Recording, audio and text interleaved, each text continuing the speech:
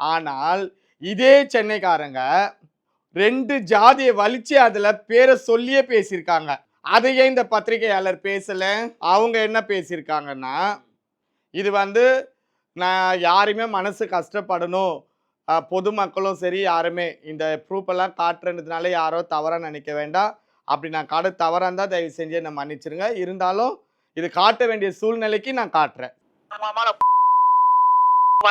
உங்க அம்மா உங்களுக்கு எத்தனை ஆம்படி அவங்கடா இப்ப இதுக்கு என்ன சொல்றீங்க? இதுக்கு முன்னாடி நெறைய அசிங்கமா வரும்.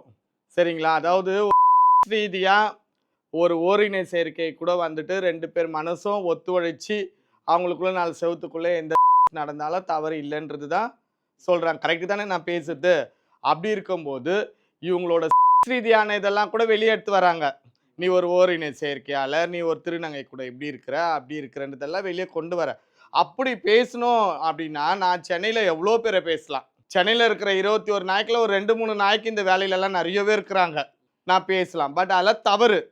அப்படின்றதுனால நான் அந்த விஷயங்கள நான் வெளிய கொண்டு வரல. பட் நீ ஒரு சண்டையில ஒரு 1500 பேர் இருக்கக்கூடிய குரூப்ல நீ இதெல்லாம் பேசுற.